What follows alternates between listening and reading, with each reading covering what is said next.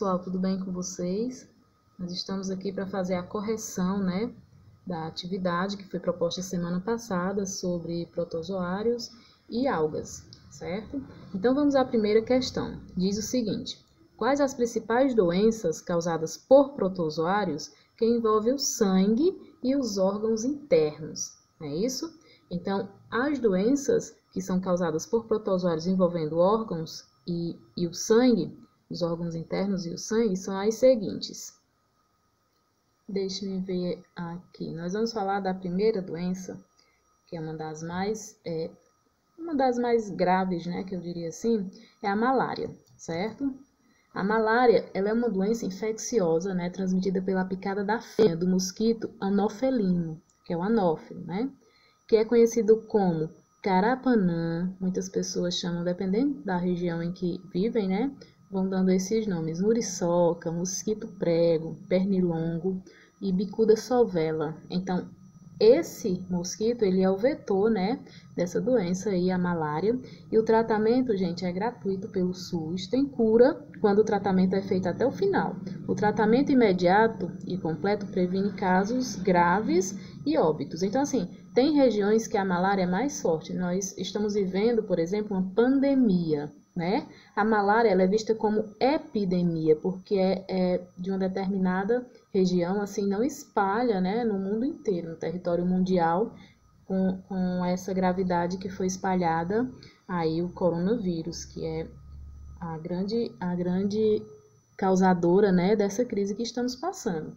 Mas a malária, ela teve a sua vacina, né, ela não tem tanta eficácia quanto deveria ter, mas previne, né, e sendo tomada todas as doses, são 4 doses, aí a pessoa fica com um sistema imunológico, né, aí bem bacana para se proteger dessa doença. Geralmente, quando as pessoas vão viajar para as áreas de risco, tem que fazer, né, esse processo de vacinação contra a malária, tudo bem? Então, essa é a primeira, certo? Atinge os órgãos internos. A outra doença, aí é o mosquito, o anófeles, né? A segunda seria toxoplasmose, né? É a doença causada pela ingestão de água ou alimentos contaminados com o parasito Toxoplasma gondii, que é protozoário, certo? Ele é o agente transmissor. Então, toxoplasmose, muita gente até trata como se a culpa fosse dos animais, né? E aí, geralmente, nem sempre o animal tem culpa. Por exemplo, o gato, né? Tem até uma frase que diz: a culpa não é do gato. Porque quando as mulheres engravidam, por exemplo, fazem os testes, aí alguns médicos, alguns especialistas mandam rapidamente se afastar dos gatinhos, né?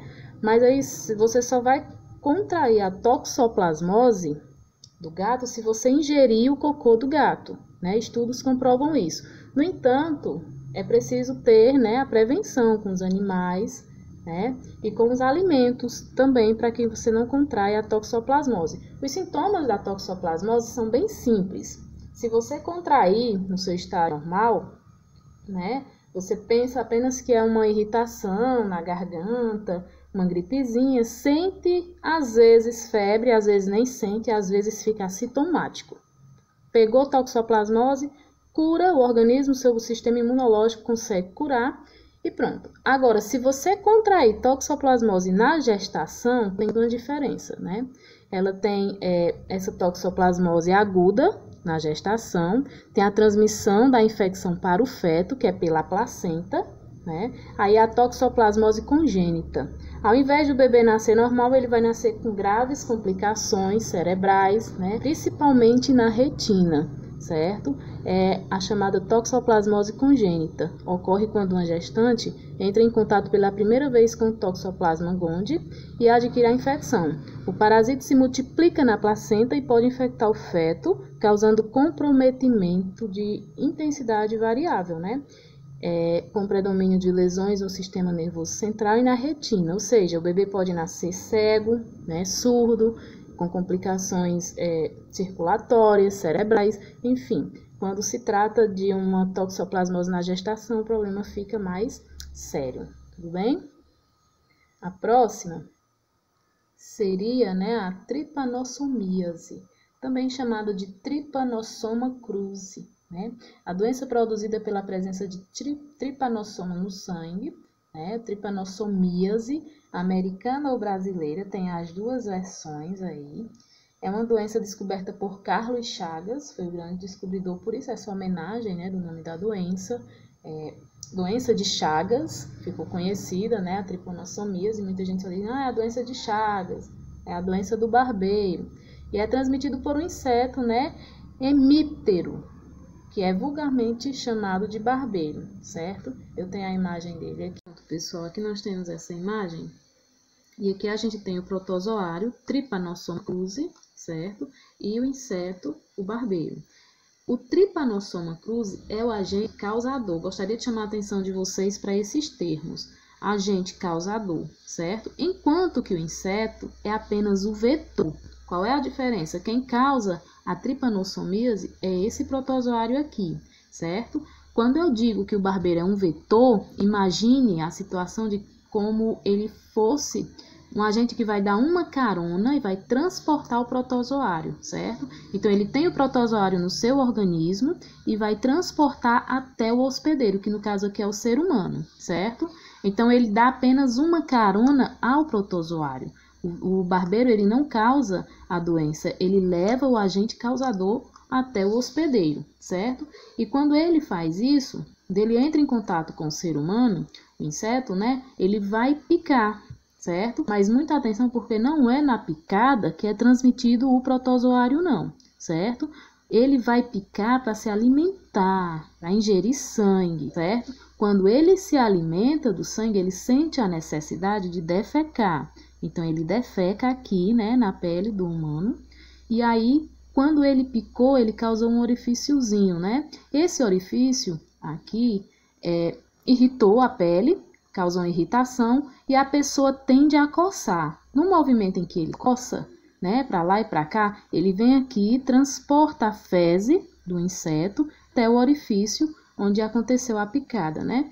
E essa fezes, quem traz o protozoário, né, é essa fezes e ela entra em contato com o sangue através desse orifício da picada, certo? Então, muita atenção, porque não é através da picada, é através das fezes que é levado a esse orifício, né, onde foi picado, e aí acontece a penetração do protozoário na corrente sanguínea, causando a trypanossomiase. E aqui a nossa última doença causada por protozoário, né, que vai afetar o sangue e os órgãos internos, né, nós temos a leishmaniose visceral. Quando eu digo visceral, eu me refiro às vísceras, né, alguns órgãos internos. E aí nós temos também um vetor, que é esse aqui, a fêmea do flebotomínio, né? Ele também vai transportar o protozoário, vai dar uma carona ao protozoário, né?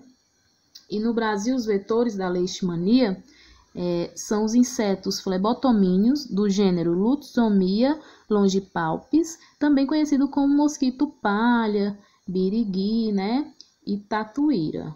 Dependendo da região, ele tem essas nomenclaturas aí, certo? Tem dois tipos de leishmaniose, né? Para alguém que ainda não saiba, a leishmaniose nada mais é que o calazar, que aqui a gente conhece por calazar, né? Essa doença calazar, que é proveniente do contágio de cães, né?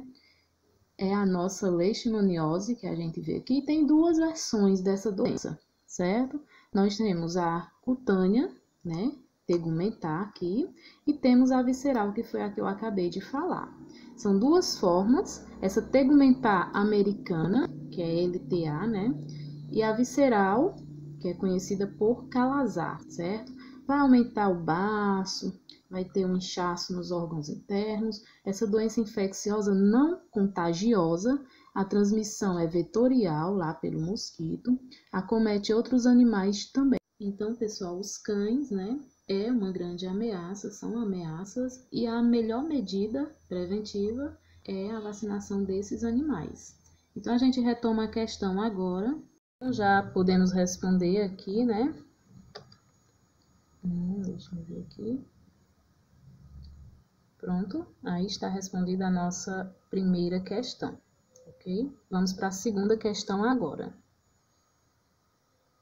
que diz o seguinte: em março de 2005 foi constatado um surto da doença de Chagas na região litorânea de Santa Catarina, atingindo 25 pessoas e resultando em 3 mortes. Esse fato totalmente inesperado para uma área não endêmica da doença dificultou inicialmente o diagnóstico por parte dos profissionais de saúde e chamou a atenção dos meios de comunicação, tendo grande repercussão em todo o país. A constatação da infecção natural pelo Trypanosoma cruzi em um gambá e em vários exemplares de triatomíneos confirmou a existência de um ciclo de transmissão do parasita naquela região. Esse texto foi adaptado aí da revista Ciência Hoje, né? Sobre a origem, transmissão, aspectos clínicos, diagnóstico e tratamento da doença de Chagas, é correto afirmar que, vamos ver agora os itens, né? As afirmações que esses itens fazem aqui e verificar se eles estão corretos. Item 1. Diz assim: em geral, a doença tem 2 etapas distintas. No homem, seria a fase inicial aguda, caracterizada por elevada parasitemia e estado febril, seguida de uma fase crônica, caracterizada pela diminuição do número de parasitas circulares. Essa afirmação aí, pessoal, é correta. Por quê? Porque tem uma fase inicial da doença, né?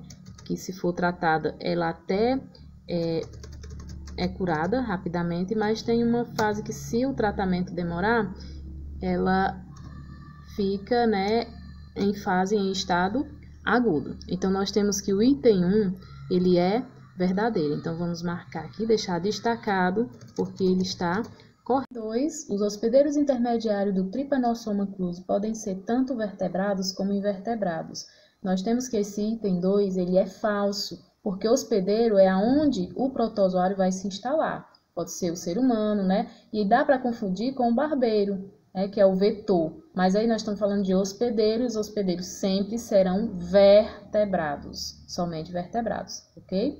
O item 8, as formas mais comuns de transmissão da doença são o contato com fluidos orgânicos, né, de doentes e ingestão de alimentos contaminados. Também é uma grande mentira, o item 8, porque a contaminação se dá pela fezes do barbeiro e não por ingestão de alimentos ou fluidos orgânicos de doentes, né? Tem outra transmissão que também se dá a placenta, né, passada de mãe para o feto, mas por essas que foram dadas na alternativa 8, no item 8, não é verídica, certo? Então, por isso nós não destacamos o item 2 e o 8, porque eles são falsos. A 16, o tratamento mais eficaz da doença de Chagas baseia-se na aplicação de antibióticos potentes. Outra mentira, pessoal, nós vamos deixar destacados apenas o item 1, certo? Porque não se trata doença de Chagas, que é causada pelo protozoário Trypanosoma cruzi, com antibióticos. Antibióticos é eficaz no tratamento de bactérias, de doenças bacterianas. Tudo bem? E na questão 3, né? Deixa eu colocar melhor aqui. Diz assim: considere as seguintes afirmações referentes aos protozoários. 1. Considerando-se o nível de organização dos protozoários, pode-se afirmar corretamente que são seres acelulares como os vírus. Mentira, essa é incorreta, ok? Porque possui células, sim, os protozoários. Os únicos seres acelulares que não possuem células são os vírus. 2. Pode-se afirmar corretamente que os protozoários se reproduzem assexuadamente. Afirmar corretamente... Tudo bem que eles se reproduzem assexuadamente, mas reproduzem também de forma sexuada. Nós vimos nas nossas videoaulas, né? E esse item 2 também está incorreto. 3. O protozoário causador da malária no homem é o parasita plasmódio. Sim, nós bem vimos, né? Que a malária ela é causada pelo plasmódio, mostrei no início da correção. Então, pelas alternativas, nós temos que apenas o item 3 está correto. Nós marcaríamos aí, então, a alternativa B. Pronto, destacamos aí a letra B na terceira questão e vamos à questão de número 4. Os protozoários apresentam diversos meios de locomoção, que frequentemente são utilizados para a sua classificação. Dentre os meios de locomoção dos protozoários, podemos citar os pseudópodes. Pseudópodes, pessoal, são os falsos pés, né? Nós lembramos que tem esse meio de locomoção. Que são prolongamentos citoplasmáticos que permitem deslocamento e captura de alimento. Além dos pseudópodes, quais os tipos de locomoção que os protozoários possuem?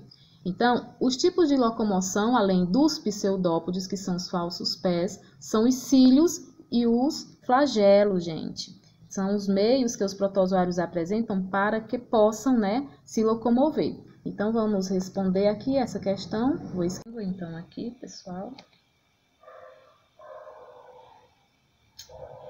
Prontinho. Pronto. Agora vamos à questão número 5, né? Dentre as afirmações relativas às algas, agora é sobre algas, assinale. Todas elas têm capacidade de realizar fotossíntese. Isso é uma afirmativa, né, correta. As algas realizam fotossíntese, sim, né? Item 2. Em muitas delas, há alternância de geração, ou seja, em seu ciclo de vida alternam-se gerações de indivíduos haploides e diploides. Nós vimos isso nas nossas videoaulas e existem alternância de gerações, né, nas algas. Isso também é uma verdade, né? O item 3, a maioria delas apresenta o amido como substância de reserva. Esse item aí, esse item 3, ele está incorreto, porque o amido é substância de reserva de algumas espécies apenas, né? Algumas espécies possuem, mas outras reservam substância como paramido e crisolaminarina, certo? A crisolaminarina também é uma substância de reserva das algas, não somente o amido, ok? Como afirma aí. Então, nós temos que todas as algas, elas possuem a capacidade de fazer fotossíntese, né? Por isso que elas são autotróficas, deixando o item 1 correto, né? Em muitas espécies acontecem também as alternâncias de gerações em seu ciclo de vida, deixando o item 2 correto. E a alternativa do item 3 aí é incorreto, porque existem outras substâncias de reserva, não somente o amido. E a alternativa correta seria a letra C, onde a 1 e a 2 estão corretas, ok? Destacamos aí o item C, que seria a nossa alternativa correta da questão número 5. Nós temos aí o capítulo 4, né, as páginas referentes a esse conteúdo. Espero que vocês tenham gostado dessa correção, que tenha ficado claro. Qualquer dúvida que venha a surgir, eu estou à disposição de vocês, né? Bons estudos, revisem, né? Revisem todas essas questões e até a próxima aula. Tchau, tchau!